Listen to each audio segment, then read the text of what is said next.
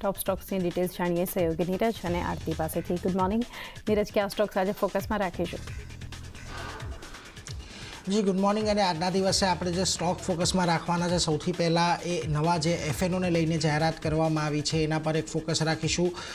એફએનઓ કોન્ટ્રાક્ટમાં વધુ 6 શેરનો સમાવેશ થઈ શકે છે અને ફેબ્રુઆરી સિરીઝથી આ નવા શેર્સ આની અંદર સામેલ થશે કે જેની અંદર કયા કયા શેરનો સમાવેશ થયો છે તો જુઓ, Castrol India, NBCC, Gland Pharma, Phoenix mill, Solar Industries અને ટોરેન્ટ પાવર. આ 6 શેર એવા છે કે જેના પર આપણે ખાસ કરીને નજર રાખવાની છે. એફએનઓની અંદર આવતા દેખાશે એટલે કે ફેબ્રુઆરી સિરીઝથી, એટલે એના પર એક ફોકસ આજના દિવસમાં રહેશે. તમને કદાચ આજે અહીંયા થોડી ઘણી પોઝિટિવિટી જોવા મળી શકે છે. આ ઉપરાંત હવે Q3 અપડેટ પર આવે કે જ્યાં આગળ ટાટા સ્ટીલ આપણને અપડેટ આપતી જોવા મળી છે. ભારતમાં ઉત્પાદન જે છે એ લગભગ 6.17% જેટલું વધીને 5.68 લાખ મેટ્રિક ટન પર આપણને પહોંચતું જોવા મળ્યું છે. બીજી તરફ ભારતની જે ડિલિવરી છે એની અંદર પણ 4%નો વધારો જોવા મળ્યો છે. 5.29 મેટ્રિક ટન પર અહીંયા આ વધારો છે. યર ઓન યર બેઝિસ પર આપણને આંકડા જોવા મળી રહ્યા છે. બીજી તરફ યુકેની અંદર ઉત્પાદનમાં આપણને અત્યારે બંધ થતું જોવા મળ્યું છે અને યુકેની ડિલિવરીઝ અત્યારે ખાસ કરીને થોડી ઘણી ઘટતી જોવા મળી છે, 12.5% જેટલી. એટલે એના પર એક ખાસ ધ્યાન રાખવાનું છે. પરંતુ અહીંયાથી એ વસ્તુ પણ ધ્યાનમાં રાખી કે યુકેની અંદર એક બહુ મોટા મેન્ટેનન્સની પણ કામગીરી ચાલી રહી હતી, એટલા માટે અહીંયાથી યુકેના ઉત્પાદનમાં આપણને આ પ્રકારનો ઘટાડો થોડો આવતો જોવા મળ્યો છે. પરંતુ ઓવરઓલ જો તમે સ્થાનિક ઉત્પાદનની વાત કરશો તો આજના દિવસે ટાટા સ્ટીલની અપડેટ સારી રહેતી જોવા મળી છે. જોઈએ આજે બજાર કેવું રિએક્ટ કરે છે, પરંતુ જે આંકડાઓ છે તે આંકડાઓ ટાટા સ્ટીલ માટે ઘણા ઉત્સાહજનક છે. બીજી તરફ શોભાનું પણ Q3 બિઝનેસ અપડેટ આવી છે. કુલ સેલ્સ વેલ્યુ જે છે 28.9% જેટલી ઘટી છે, 1388.6 કરોડ પર રહી છે. એવરેજ પ્રાઇસ રિયલાઇઝેશન જે છે 16% વધ્યા છે અને 1366.3 સ્ક્વેર ફૂટ પર આપણને અહીંયાથી રહેતા જોવા મળ્યા છે. એટલે આના પર એક ખાસ ધ્યાન રાખજો. જુઓ, કુલ સેલ્સ વેલ્યુ જે ઘટી છે એને લઈને થોડીક ચિંતા અહીંયાથી વધી શકે છે, પરંતુ એવરેજ પ્રાઇસ રિયલાઇઝેશન વધવાને કારણે કંપનીના માર્જિનમાં અહીંયાથી આપણને આવનારા સમયની અંદર સુધારો જોવા મળી શકે છે, એટલે એના પર એક ફોકસ રાખવાનું. પરંતુ આજના દિવસે કદાચ તમને આજે અપડેટ આવતી જોવા મળી છે એને પગલે શોભાની અંદર થોડો ઘણો ઘટાડો આજના દિવસે આવી શકે છે, એટલે એના પર એક ફોકસ રાખજો. આ ઉપરાંત તમારે સિગ્નેચર ગ્લોબલ પર એક ફોકસ રાખવાનું છે, કારણ કે Q3માં પ્રી સેલ્સ છે 1260 કરોડથી વધીને 2770 કરોડ પર રહ્યું છે. કલેક્શન 770 કરોડ હતા ગયા વર્ષે, જે આ વખતે 1080 કરોડ પર રહ્યા છે અને 31 ડિસેમ્બર સુધીમાં તેમનું જે કુલ દેવું છે 720 કરોડ નજીક આપણને પહોંચતું દેખાઈ રહ્યું છે, એટલે એના પર એક ફોકસ રાખજો. સારી Q3 અપડેટ છે. અહીંયા પ્રી સેલ્સ કલેક્શન બંનેની અંદર વધારો થતો જોવા મળ્યો છે. આપ તરફ તમારે ડૉક્ટર રેડ્ડીઝ પર પણ એક નજર રાખવાની છે. એમણે કરાર કર્યા છે, સબસિડરીએ જગુઆર લેબ્સ હોલ્ડિંગ સાથે ખાસ કરીને કરાર કર્યા છે અને યુએસના લ્યુસિયાનાના શ્રેવપોર્ટની મેન્યુફેક્ચરિંગ યુનિટ વેચવા માટેના આ કરાર છે. એટલે કંપની માટે અહીંયાથી થોડો ફાયદો એ થશે કે અહીંયાથી આ જે પ્લાન્ટ પોતે વેચશે એના પૈસા સારા એવા આવશે, એટલે એસેટ મોનેટાઇઝેશનનો રૂટ અહીંયાથી ડૉક્ટર રેડ્ડીઝ અપનાવી રહ્યું છે, એટલે એના પર એક ફોકસ રાખવાનું છે. જુઓ, સમાચાર પોઝિટિવ છે, પરંતુ અહીંયા નોવામાં ડૉક્ટર રેડ્ડી પર એક રિપોર્ટ આપી રહ્યા છે, જ્યાં તેમણે અપગ્રેડ કરીને બાયકોલ આપ્યો છે 1553ની અંદર ના લક્ષ્યાંક તેમણે આપ્યા છે. એમણે કહેવું છે ખાસ કરીને કે રેવિલિમેડ પેટન્ટની એક્સપાયરી 2026ની અંદર થઈ રહી છે, કે જે એમના અર્નિંગ્સ માટે એક ખાસ કરીને થોડા ચિંતાજનક વિષય રહી શકે છે. અત્યાર સુધીમાં FY24નો જો એબિટાની વાત કરીએ તો આ જે રેવિલિમેડ ડ્રગ છે એને 40%નું કોન્ટ્રીબ્યુશન આ દવાની અંદર આપ્યું હતું, એટલા માટે લઈને ખાસ કરીને અહીંયાથી આ ચિંતા થોડીક વધતી જોવા મળી શકે છે. જોકે હજી પણ એમને વિશ્વાસ છે કે કેનેડા, US એ ખાસ કરીને જે નવા દવાઓ લોન્ચ થવાની છે, તો આ જે અહીંયાથી જે ખોટ જઈ રહી છે ત્યાં નવી દવાની લોન્ચથી ભરપાઈ થઈ જશે એવું માનવું છે, એટલા માટે તેઓ બાયકોલ અને 1553ના એક ટાર્ગેટ આપી રહ્યા છે. બીજી તરફ તમારે અન્ય એક સ્ટોક મેનકાઇન્ડ ફાર્મા પણ નજરમાં રાખવાનો છે, કારણ કે એમની સબસિડરી કંપની છે ભારત સિરમ અને વેક્સિન એનો 56.31% હિસ્સો તેમણે ગીરવે મૂક્યો છે.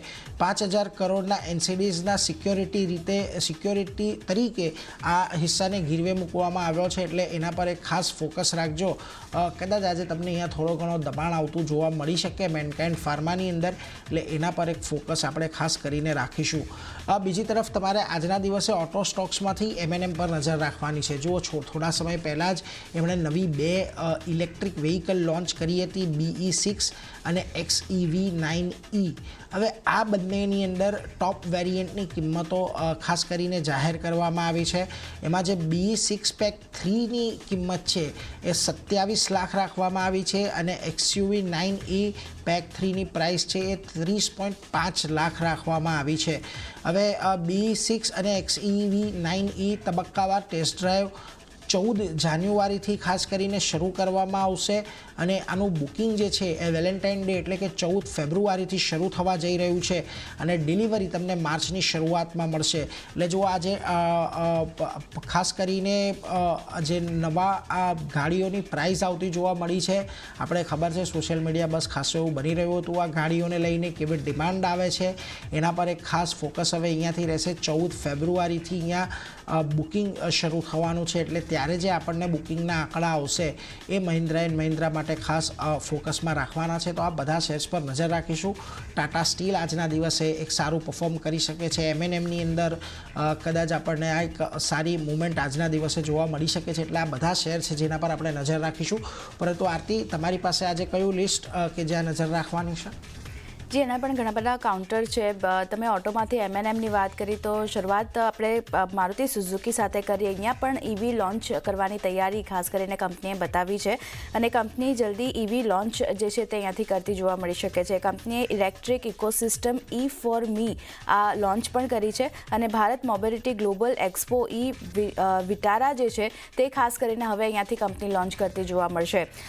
વિટારા કંપનીનું પ્રથમ બેટરી EV મોડલ જે છે તે અહીંયાથી રહેતું જોવા મળશે અને માર્ચથી વિટારાનું ગુજરાત પ્લાન્ટમાં ઉત્પાદન શરૂ કરવામાં આવશે. તો ખાસ કરીને મારુતિ સુઝુકી EVમાં હવે જે લોન્ચ કરવા જઈ રહી છે એને પર ફોકસ ખાસ કરીને એક મારુતિ સુઝુકીના કાઉન્ટર પર રાખવાનું રહેશે. અહીંયા એક પોઝિટિવિટી આપણને બનતી દેખાઈ શકે છે. બીજું એક કાઉન્ટર ઓલા ઇલેક્ટ્રિકનું છે. અહીંયા કર્ણાટક હાઈકોર્ટ પાસેથી કંપની માટે નેગેટિવ સમાચાર આવતા દેખાઈ રહ્યા છે. સ્કૂટર સંબંધિત ફરિયાદોમાં CCPA પાસે તપાસ જે હતી તેમાં રાહતનો ઇનકાર બનતો દેખાઈ રહ્યો છે અને CCPA જવાબ આપવા માટે વધુ 6 સપ્તાહનો સમય આપ્યો છે અને સમયસર જાહેરાત માટે સેબી પાસેથી એડમિનિસ્ટ્રેટિવ ચેતવણી પણ ખાસ કરીને કંપનીને મળતી દેખાઈ રહી છે. તો ઓલા ઇલેક્ટ્રિક થોડું ઘણું નેગેટિવિટી આપણને સ્ટોક બતાવી શકે છે. આજે આ સમાચારના કારણે એક ફોકસ રાખવાનું રહેશે. નેક્સ્ટ કાઉન્ટર ટાટા એલેક્સીનું છે. અહીંયા કરાર કરવાના સમાચાર આવતા દેખાઈ રહ્યા છે. નેશનલ એરોસ્પેસ લેબોરેટરીઝ સાથે ખાસ કરીને કરાર કર્યા છે, સૈદ્ધાંતિક કરાર કર્યા છે અને એડવાન્સ એર મોબિલિટી માટે આ કરાર કરવામાં આવ્યા છે. તો એક ફોકસ ટાટા એલેક્સી પર પણ રાખવાનું રહેશે. અહીંયા આજે પણ પોઝિટિવિટી આગળ વધતી દેખાઈ શકે છે, નજર રાખવાનું રહેશે. ટાટા ટેકનોલોજીસનું કાઉન્ટર પણ કરાર કરવાના કારણે ફોકસમાં રહેશે. ટેલિચિપ સાથે સૈદ્ધાંતિક કરાર કર્યા છે અહીંયા કંપની અને નેક્સ્ટ જનરેશન સોફ્ટવેર ડિફાઇન્ડ વ્હીકલના સોલ્યુશન માટે આ કરાર કરવામાં આવ્યા છે. તો એનું એક રિએક્શન પોઝિટિવલી ટાટા ટેકનોલોજીનું કાઉન્ટર પણ બતાવી શકે છે. અહીંયા પણ નજર રાખવાની રહેશે. નેક્સ્ટ કાઉન્ટર CESCનું છે. LOA મળવાના સમાચાર અહીંયા આવતા દેખાઈ રહ્યા છે. ખાસ કરીને કંપનીની સબસિડરી છે પૂર્વા ગ્રીન પાવર, એને ખાસ કરીને અહીંયાથી LOA મળ્યા છે. 150 megavolt wind solar hybrid power project શરૂ કરવા માટે આ LOA જે છે તે અહીંયાથી મળતા દેખાઈ રહ્યા છે. ખાસ કરીને તો CESCના કાઉન્ટર પર પણ એક નજર રાખવાની રહેશે.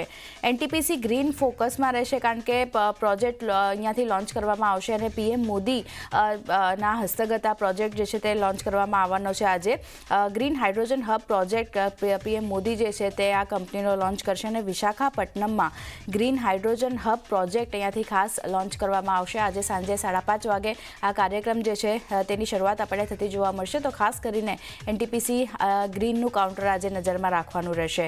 ટ્રાન્સફોર્મર એન્ડ રેક્ટિફાયર્સની વાત કરી લઈએ તો અહીંયા ખાસ કરીને બોર્ડ બેઠક યોજાવાની છે.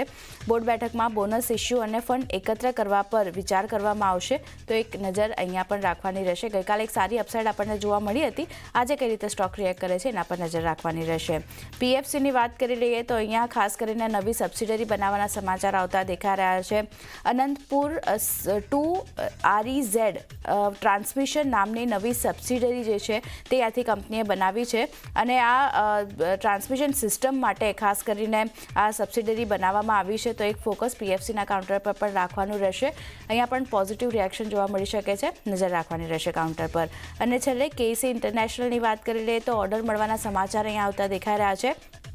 કંપનીને લગભગ 1136 કરોડના નવા ઓર્ડર મળ્યા છે અને T&D ટ્રાન્સપોર્ટેશન અને ઓઇલ એન્ડ ગેસ માટે ઓઇલ એન્ડ ગેસ સેગમેન્ટ માટેના ઓર્ડર જે છે તે ત્યાંથી કંપનીને મળતા દેખાઈ રહ્યા છે, તો એક કેસી ઇન્ટરનેશનલ પર આજે એક પોઝિટિવિટી બનતી દેખાઈ શકે છે. અહીંયા પણ ખાસ ફોકસ રાખવાનું રહેશે. તો ચાંદની આ બધા સ્ટોક જે નીરજ જણાવ્યા મેં જણાવ્યા બધા ફોકસમાં રહેશે. જી, તો બધા